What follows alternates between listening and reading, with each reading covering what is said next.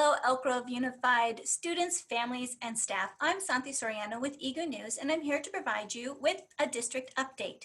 Now, our focus on EGU News is on healthy minds, healthy bodies, and healthy learning, as well as providing you with district information or district updates on all variety of district activities. So this is your district update for March 5th, 2021. Beginning next week, you'll begin to see a physical shift toward the reopening of our schools to in-person concurrent learning. And this will start, of course, at our elementary schools, where you'll see teachers beginning to prepare their classrooms along with other activities. So please stay tuned for more information. And below in today's update, we're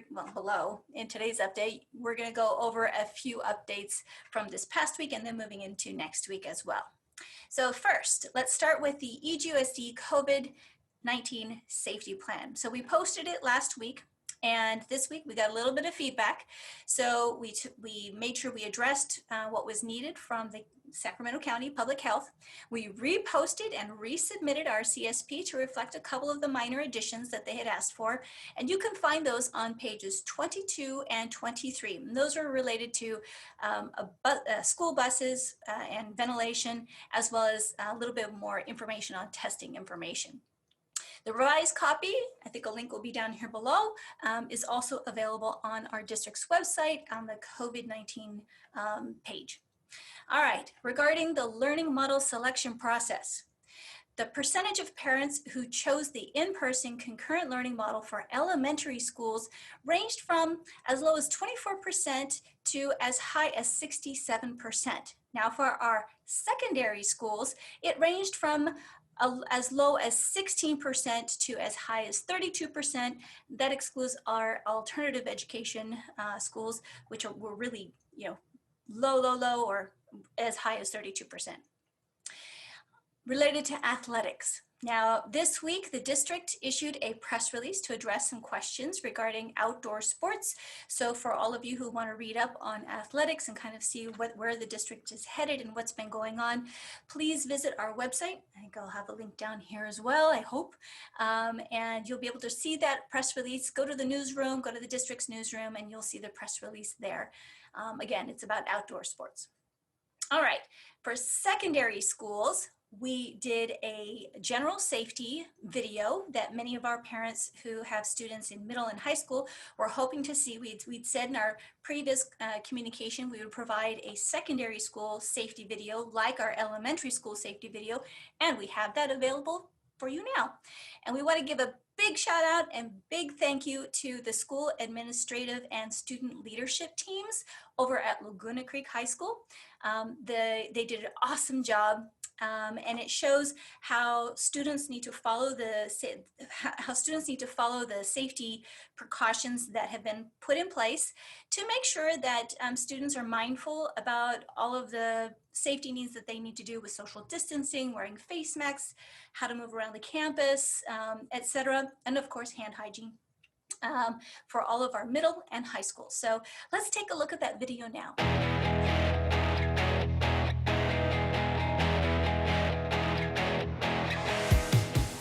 There's been a lot of preparation to ensure a safe and efficient return to campus, focusing on how students are entering campus, the movement around campus, using the natural ebbs and flows to develop a safe and efficient plan so students can move around safely, using signage and directional arrows to help with that. At every school, we've had to discuss and determine where students enter and exit campus, and determine that we need to have those who are just entrance only and those that are exits only. Everyone will be taught the proper ways to enter and exit the campus. We will get that out during our advocacy periods, and we'll be constantly reminding students with our campus supervisors, our admin, teachers when they're out, to remind students to social distance, put on a mask if they don't have a mask on, and again, be going with the flow of traffic.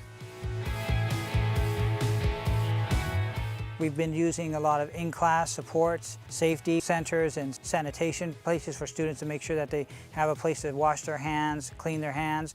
Also getting our desks ready so social distancing can be done in the classroom.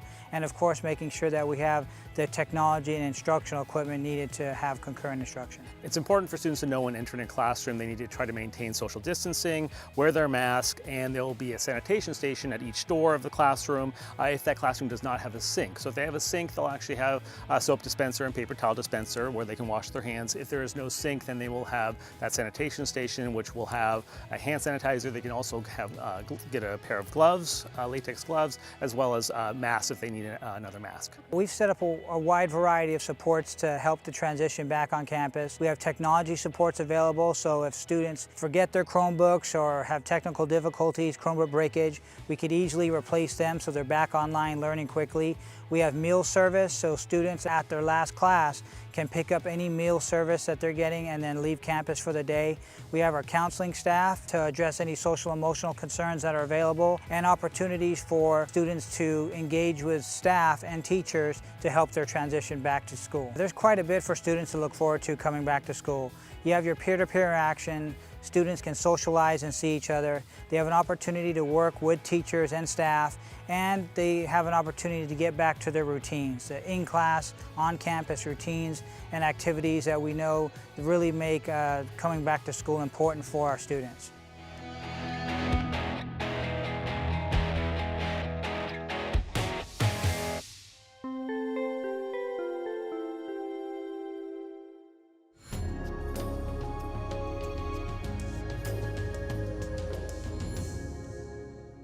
Awesome video. They did a wonderful job. And we want to say thank you to the Sacramento Educational Cable Consortium. They helped us produce that video.